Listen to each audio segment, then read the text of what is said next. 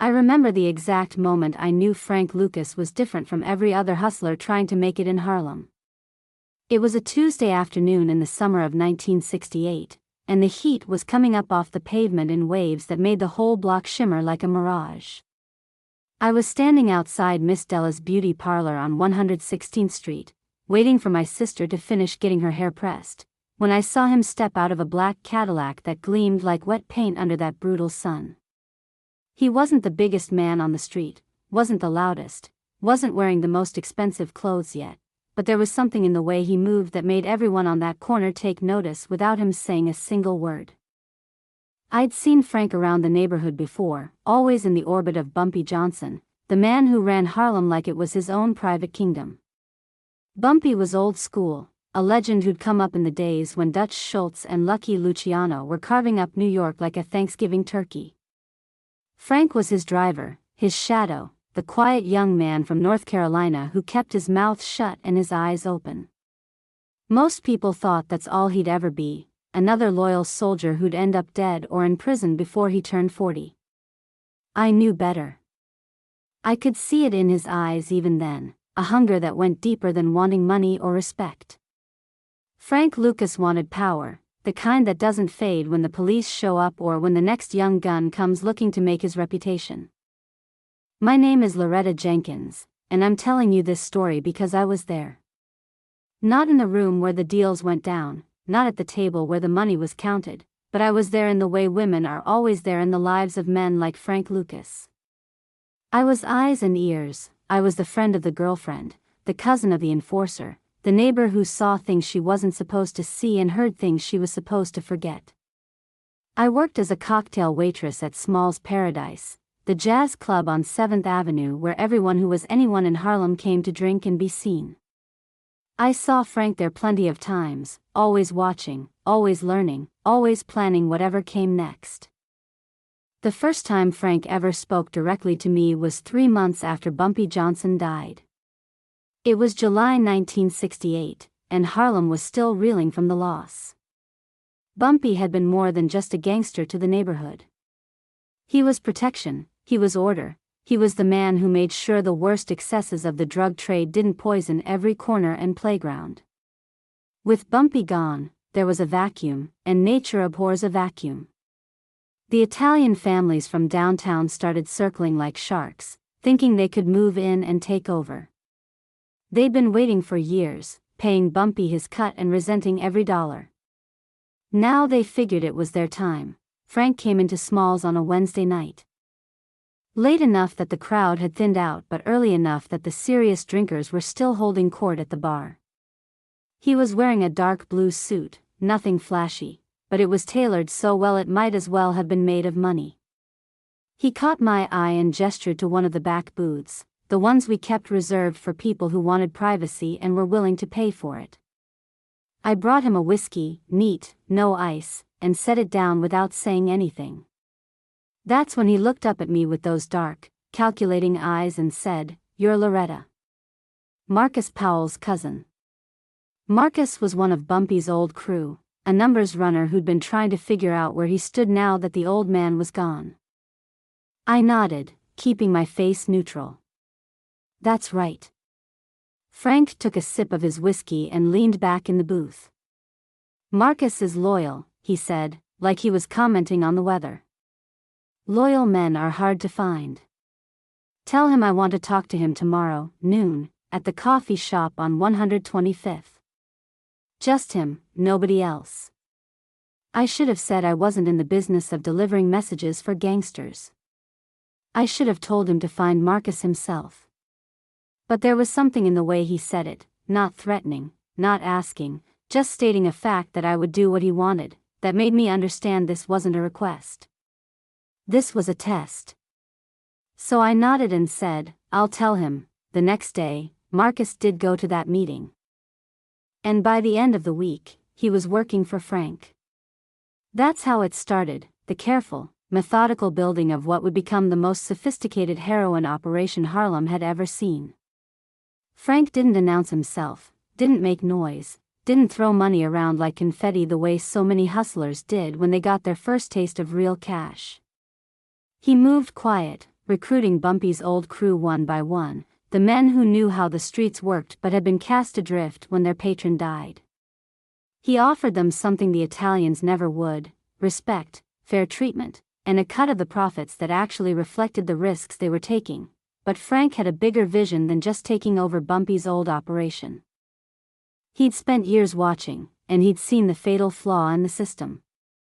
Every dealer in Harlem, every distributor, every major player was buying their heroin from the Italian mafia families who controlled the importation. The Italians brought it in from Europe, mostly from Sicily and Marseilles, marked it up 10 times over, cut it with quinine and lactose and whatever else would stretch it, then sold it to the black dealers who actually moved it on the streets. By the time that heroin made it to a user's arm, it had passed through so many hands and been stepped on so many times that it was maybe 5% pure if you were lucky. The Italian families were getting rich off the markup. And the black dealers were taking all the risk for a fraction of the profit. Frank looked at that system and saw inefficiency, and more than that, he saw opportunity. What if you could cut out all those middlemen? What if you could get the heroin directly from the source, pure and uncut, and control the entire chain from importation to street sales? You'd have a product so much stronger than what everyone else was selling that customers would line up around the block. You could undercut every competitor's price and still make more money than they ever dreamed of. It was brilliant. It was also completely unprecedented. No black gangster in America had ever controlled their own supply chain before. The mafia families wouldn't allow it, and besides, who in Harlem had the connections in Southeast Asia where the poppies grew and the heroin was refined? Frank did. Or rather, he knew someone who did. His cousin, a man everyone called Nate, had been drafted and sent to Vietnam, where American soldiers were dying in rice paddies while the CIA turned a blind eye to the heroin trade that was flourishing in the Golden Triangle. Frank had an idea that everyone said was crazy, impossible, suicidal. He was going to go to Vietnam himself, meet with the suppliers directly, and arrange to have pure heroin smuggled back to America in the coffins of dead soldiers. I didn't learn about this plan until later. But I saw the changes in Frank during those months in late 1968 and early 1969. He was traveling, disappearing for weeks at a time, and when he came back, he'd be different, more focused, more intense, like a man who could see the future and was racing to get there before anyone else figured out what he knew. The rumors on the street were all over the place. Some said Frank was working directly for the Italians now, that he'd made his peace with the families and was going to be their new point man in Harlem. Others said he'd cut a deal with the cops, that he was going to be the police department's inside man, ratting out everyone else to secure his own position. A few people, the ones who really understood how Frank's mind worked, said something much more dangerous, that he was going independent, that he was building something that didn't answer to the mafia, didn't answer to the cops, didn't answer to anyone but himself. My sister Darlene got caught up with one of Frank's crew that winter. His name was Calvin, a smooth talker from Baltimore who'd come up to New York looking for action and found it in Frank's organization. Darlene was 23, beautiful, naive about the life despite growing up in Harlem, and completely swept off her feet by Calvin's attention. He had money in his pockets, a new car every few months, and the kind of confidence that comes from knowing you're connected to real power. He took her to the jazz clubs, bought her nice clothes, made her feel like a princess. I tried to warn her, told her that men like Calvin always ended up dead or in prison and the women in their lives ended up alone or worse, but she wouldn't listen. She was in love, and love makes people stupid. Through Darlene and Calvin, I got a closer look at how Frank was structuring his operation. It was different from anything I'd seen before, and I'd seen plenty of drug organizations come and go. Most of them were chaos, held together by violence and fear, with everyone stealing from everyone else and nobody trusting anyone. Frank ran his operation like a business, like a corporation. He had strict rules. No one used the product they were selling. Period. Anyone caught getting high was out, no second chances. No flashy clothes, no expensive jewelry, no drawing attention from the police. Keep a low profile, live modestly, don't give the cops a reason to look at you twice. Show up on time, every time. Be professional. Treat the work like a job, because that's what it was. And the most important rule, the one that Frank was absolutely fanatical about: never, ever cooperate with the police. If you got arrested, you kept your mouth shut, you did your time, and when you got out, there'd be money waiting for you and a place in the organization. But if you talked, if you even thought about making a deal with the prosecutors, Frank would know, and what happened next wouldn't be quick or merciful. He made examples of informants, brutal examples that everyone on the street heard about and remembered. It wasn't just about vengeance. It was about building a culture of silence, of loyalty enforced by fear. The heroine Frank brought back from Vietnam in 1969 was called Blue Magic. And it changed everything. I saw it hit the streets in the spring of that year, and within weeks, every junkie in Harlem was looking for it. It was that good, so pure that it was actually blue-tinted, 98% pure compared to the 10% garbage the Italian dealers were selling. Frank's people could cut it 10 times and it would still be stronger than the competition. Addicts were overdosing because they weren't used to heroin that potent, but that just made the brand more desirable. In the twisted logic of the drug world, overdoses meant your product was the real deal. The money started flowing in like a river after a storm, more money than anyone could spend. Frank was clearing $1 million a day at the height of his operation. $1 million a day. I still can't wrap my mind around those numbers. But here's what separated Frank from every other drug dealer in New York: he didn't act like he was rich. While other dealers were buying Rolls Royces and wearing fur coats and $1,000 suits, Frank drove a modest car, wore off-the-rack clothes, and lived in a nice but not ostentatious apartment. He understood that the moment you started living like a kingpin, the moment you started attracting attention, was the moment your days were numbered. He bought a house for his mother in North Carolina, sent money to his family, but he did it quietly. He invested in legitimate businesses, dry cleaners and gas stations and apartment buildings, creating a facade of respectability while the drug money poured in through the back door. He was patient, disciplined, thinking 5 and 10 years ahead while his competitors were focused on what they could buy next weekend. This was what made Frank Lucas different. He wasn't just a gangster. He was a businessman who happened to be in an illegal business. But money and power don't just create opportunities. They create enemies. The Italian mafia families who'd controlled Harlem's drug trade for decades were watching their profits evaporate as customers abandoned their weak product for Frank's Blue Magic. At first, they didn't understand what was happening. They thought it was just another independent dealer who'd gotten lucky. Someone they could intimidate or eliminate.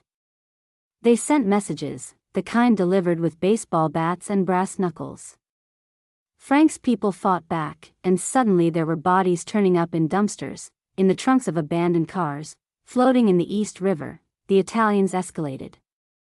I'll never forget the night they came to Small's Paradise looking for Frank.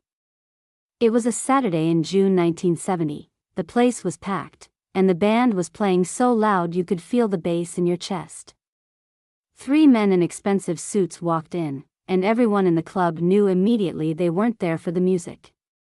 They were soldiers from the Lucchese family, made men with dead eyes and the kind of arrogance that comes from knowing you can kill someone and face no consequences. They asked for Frank at the bar. Our manager, an old-timer named Leon who'd seen everything Harlem had to offer over 4 decades, told them politely that Frank wasn't there. One of the Italians grabbed Leon by his collar and slammed him against the bar hard enough to knock over 3 glasses.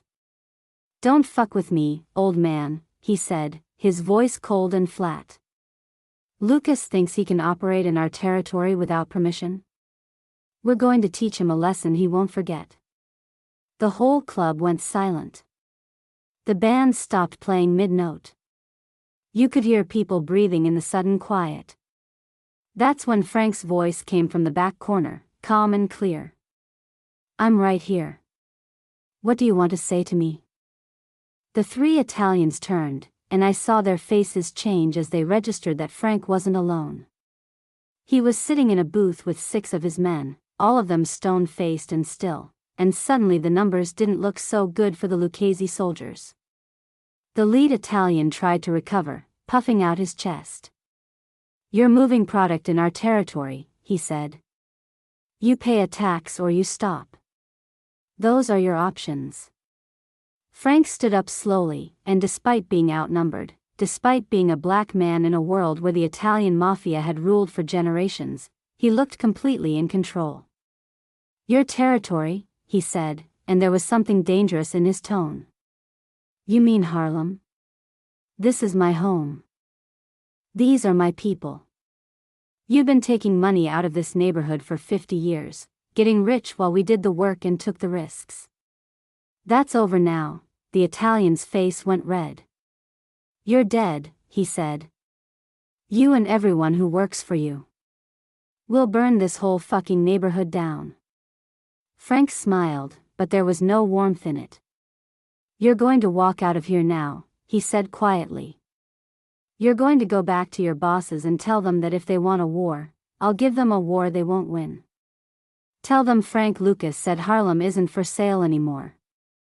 For a long moment, nobody moved. The tension in that room was so thick you could have cut it with a knife. Then one of Frank's men stood up. And then another, and then the rest of them, and the 3 Italians realized they were about to die if they didn't leave immediately. They left, but everyone knew it wasn't over. You don't threaten made members of a mafia family and walk away clean. The Italians would retaliate, and when they did, it would be brutal.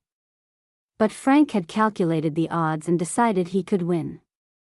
He had the better product, he had the loyalty of the streets, and most importantly, he had something the Italians didn't: he was willing to die for what he'd built.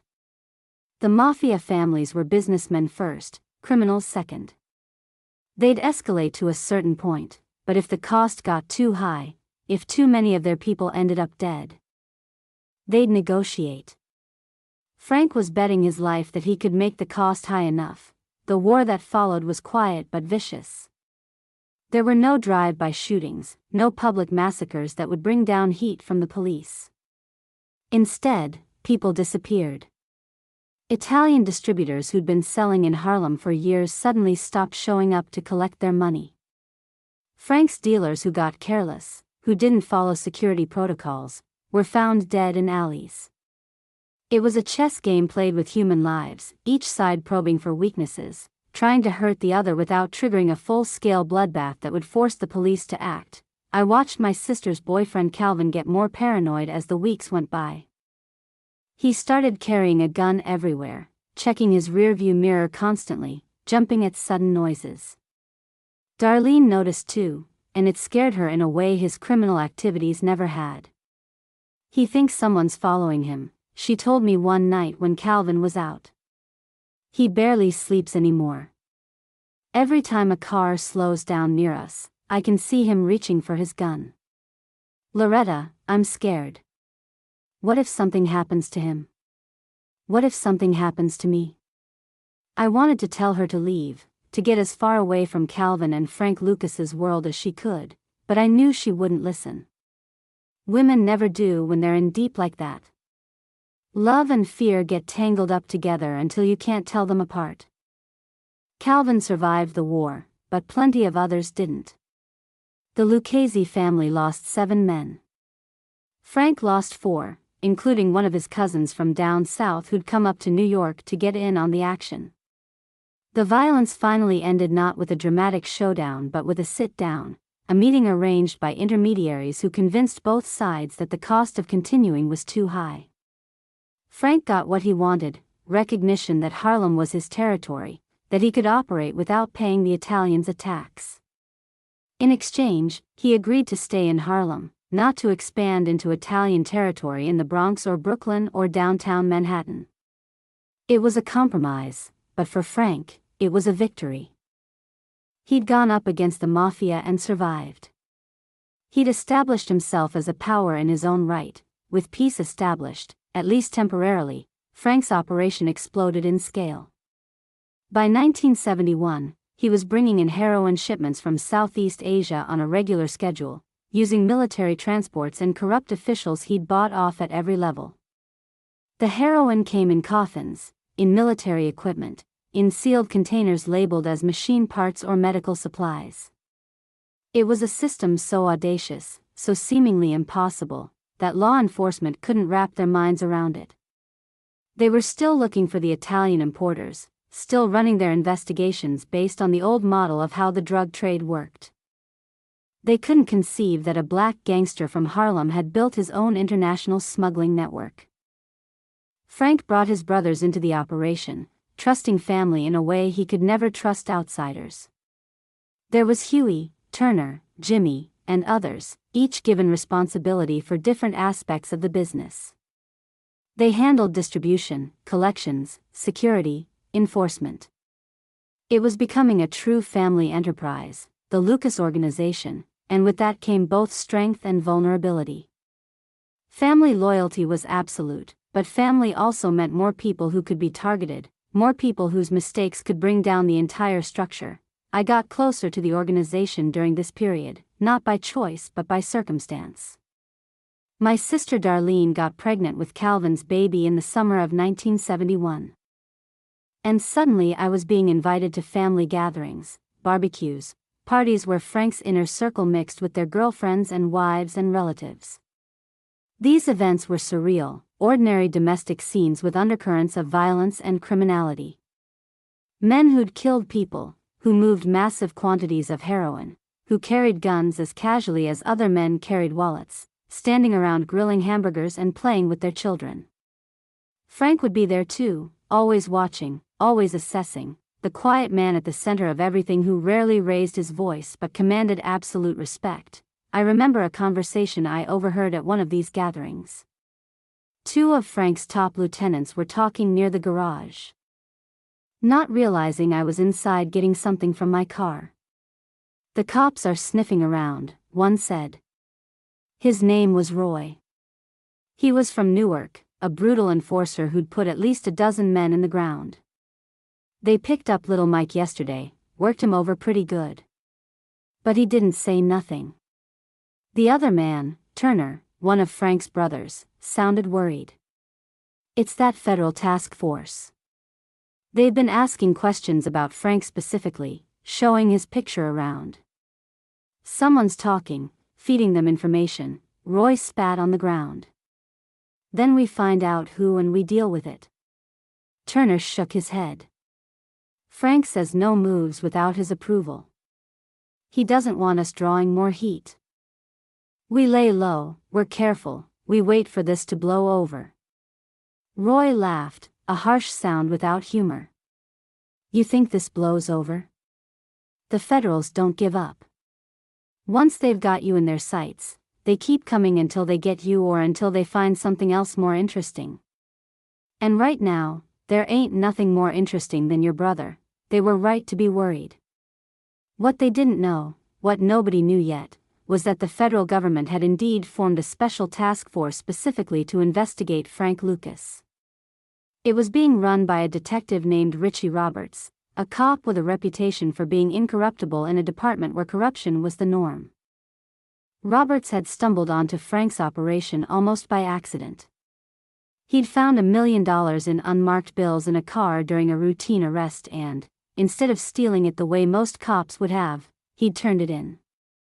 That act of honesty had gotten him noticed by federal prosecutors who were looking for someone they could trust to run a sensitive investigation. Roberts started building his case slowly and carefully. He knew that Frank was disciplined, that he didn't make the obvious mistakes that brought down most drug dealers.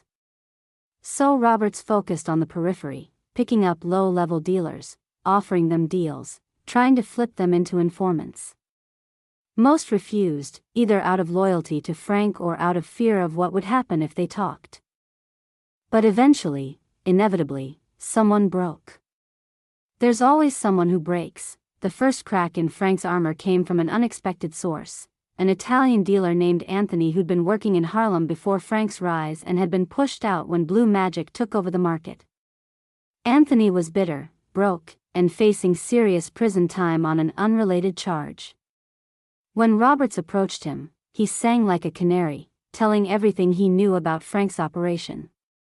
It wasn't much, but it was enough to give Roberts a direction, a thread he could pull. Frank must have sensed something was wrong because in late 1971, he started changing his patterns. He moved to a new apartment, stopped going to his usual spots, increased security around his family. But he also made a mistake, a rare one for him. He bought his wife a chinchilla coat that cost $100,000. It was a gesture of love, of wanting to give her something beautiful, but it was also exactly the kind of flashy display he'd always avoided. And worse, he wore a matching fur coat and hat to the Muhammad Ali vs. Joe Frazier fight at Madison Square Garden, sitting ringside where thousands of people and dozens of cameras could see him. I was watching that fight at Small's Paradise on the club's television, and when the camera panned across the celebrity crowd and lingered on Frank and his wife in their furs, I felt my stomach drop. Everyone in the bar who knew who Frank was had the same reaction. He'd made himself visible, put himself out there for the world to see. It was the kind of mistake that got people killed or arrested, and Frank Lucas didn't make those kinds of mistakes. Except he just had. Richie Roberts saw that broadcast too, and for him, it was confirmation. Here was Frank Lucas, supposedly a driver for a dead gangster, supposedly nobody important, sitting ringside at the fight of the century wearing a $100,000 coat. The money was coming from somewhere, and Roberts was going to find out where. He intensified his investigation, putting surveillance teams on Frank, wiretapping his phones, following his associates. It was just a matter of time now, but Frank wasn't finished yet. Even as the federal net was tightening around him, his operation was still running, still moving massive amounts of heroin, still generating incredible profits. He expanded into other cities, using the same model that had worked in Harlem: pure product, undercut the competition, and build a loyal organization through fair treatment and brutal enforcement of the rules. Los Angeles, Detroit, Chicago, Philadelphia, all saw the appearance of blue magic, and in every city, the local dealers found themselves scrambling to compete with a product they couldn't match. The summer of 1972 was when everything started accelerating toward the inevitable end. My sister Darlene had her baby, a beautiful little girl she named Keisha, and for a few weeks, there was joy in that. Calvin was a proud father, talking about going legitimate, maybe opening a store or a restaurant with his savings, getting out of the life before it killed him. Frank even came to the hospital to visit, bringing gifts and offering his congratulations. He held that baby with surprising gentleness for a man who'd ordered so many deaths, and I saw something in his face I'd never seen before: regret, maybe, or longing for a normal life he'd never have, but normal wasn't in the cards for any of them. In August, the task force made their first major bust, arresting 3 of Frank's top distribution people in Newark with enough heroin to put them away for life. All 3 refused to cooperate, stayed silent through interrogations that lasted days, and Frank made sure their families were taken care of financially. But Roberts had their phones, their records, and more importantly, he had patterns.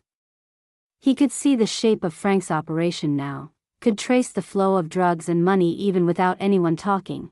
Then in September, one of Frank's cousins, a young kid named Billy who'd been given a small role in the organization as a favor to family, got picked up with 2 kilos in his car. Billy was 20 years old, scared out of his mind, and facing 25 years in federal prison.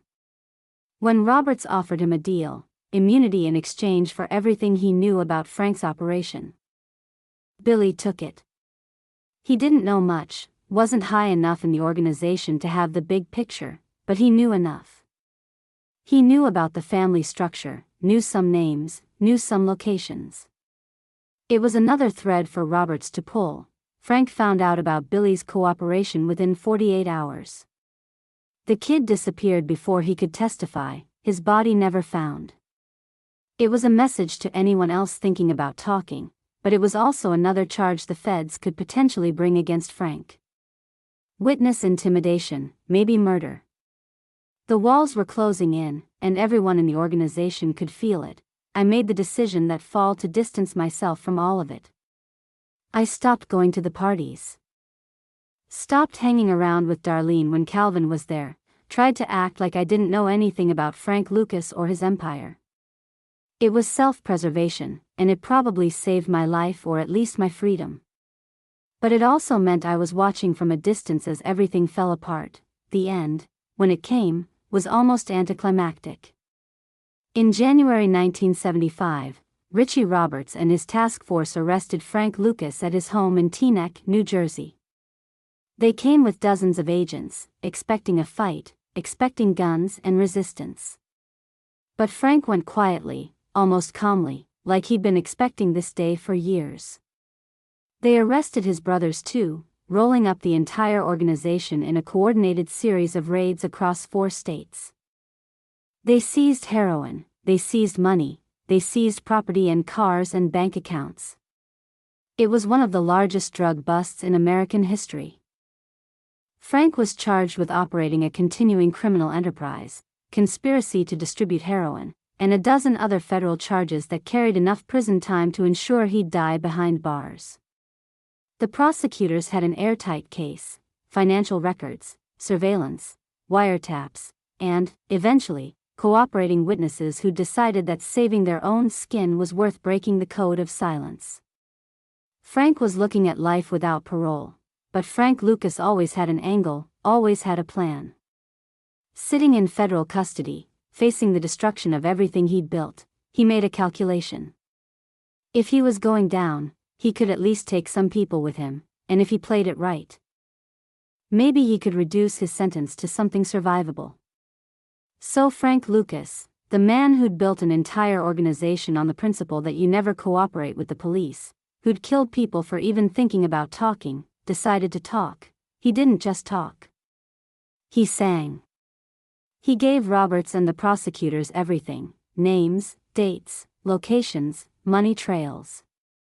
He gave them corrupt police officers, dirty politicians, mafia connections, the whole rotten network that had enabled his operation. He burned bridges he'd spent years building, exposed secrets that got people killed. And in exchange, his life sentence was reduced to 15 years, with the possibility of parole after 5. The streets of Harlem erupted when word got out that Frank was cooperating. The man who'd preached loyalty, who demanded silence even at the cost of long prison sentences, had become the biggest informant anyone had ever seen. People felt betrayed, angry, vindictive. There were contracts put out on Frank's life, money offered for anyone who could get to him in prison. His family had to go into protective custody. His wife divorced him. The empire he'd built dissolved overnight as everyone scrambled to distance themselves from a man who'd become a pariah. I saw Darlene one last time before she left New York. Calvin had been arrested in the raids and was facing 20 years. He refused to cooperate. Stayed true to the code even after Frank broke it, and that loyalty cost him. Darlene was taking Keisha and moving back down south, back to family who didn't know anything about Frank Lucas or blue magic or the federal task force that had dismantled a criminal empire. She looked 10 years older than she had just a few years before, worn down by the stress and the fear and the reality of what her life had become. Was any of it worth it? I asked her as we sat in her apartment, surrounded by boxes packed for the move. She looked at her daughter, playing with a doll on the floor, oblivious to everything that was happening. I got Keisha out of it, Darlene said quietly. That's worth something. But the rest? The money, the excitement, the feeling like we were part of something big? No. None of that was worth what it cost. Calvin will be in prison until our daughter is grown. Frank destroyed himself and everyone around him. And for what? All that money, all that power, it didn't mean anything in the end. Frank Lucas served 7 years of his reduced sentence, getting out in 1982. He tried to go straight, working ordinary jobs, living quietly. But in 1984, he was arrested again on drug charges, this time for conspiracy to distribute cocaine. The man couldn't stay away from the life, couldn't resist the lure of easy money and the excitement of the game. He served another 7 years. And by the time he got out in 1991, he was an old man, broken by the prison system and the weight of his betrayals. The last time I saw Frank Lucas was in 2004.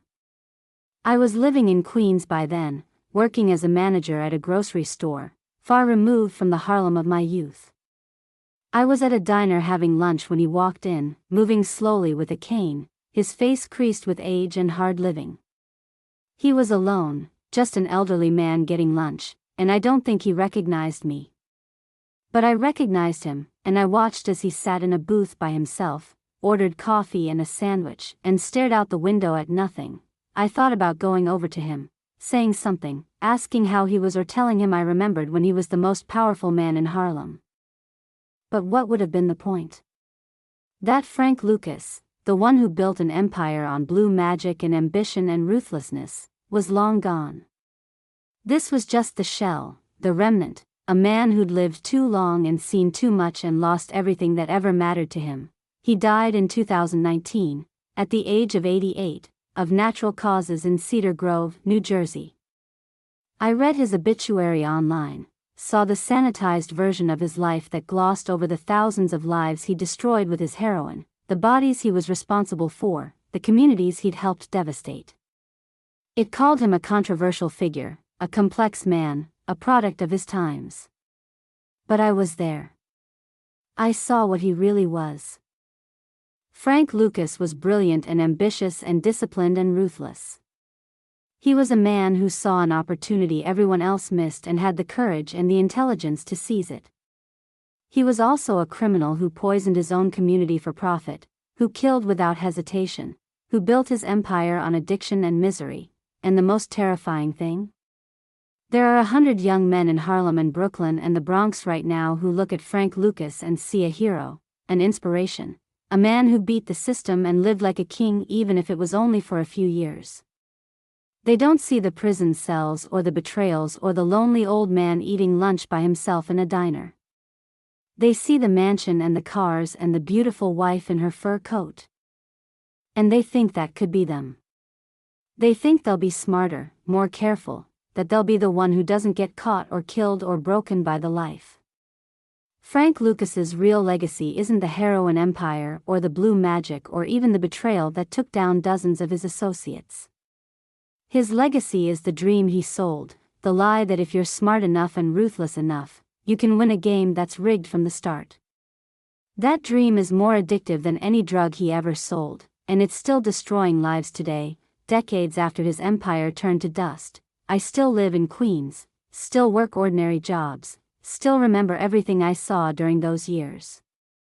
And sometimes, late at night when I can't sleep, I think about that Tuesday afternoon in 1968 when I saw Frank Lucas step out of his Cadillac with the sun glinting off the hood and everyone on the corner taking notice. I think about the path that moment set him on, the choices he made and the prices he paid. And I wonder if there was ever a moment when he could have chosen differently, when he could have been something other than what he became. I don't have an answer to that. Maybe he doesn't either. The streets of Harlem have changed now. The heroin epidemic that Frank and dealers like him created has been replaced by other drugs, other epidemics. But the cycle continues, young men with ambition and limited options, looking for a way out of poverty and seeing the drug trade as their best shot. Some of them will succeed for a while, will taste that power and money Frank Lucas had. But the ending is always the same. Prison or death or betrayal, sometimes all three. The game hasn't changed, just the players. I carry these memories not because I want to, but because I have to.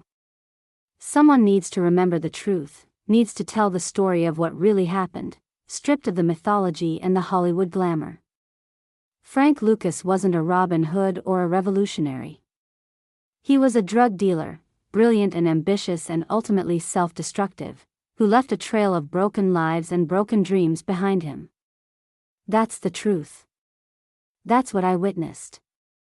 And that's what I'll remember until the day I die.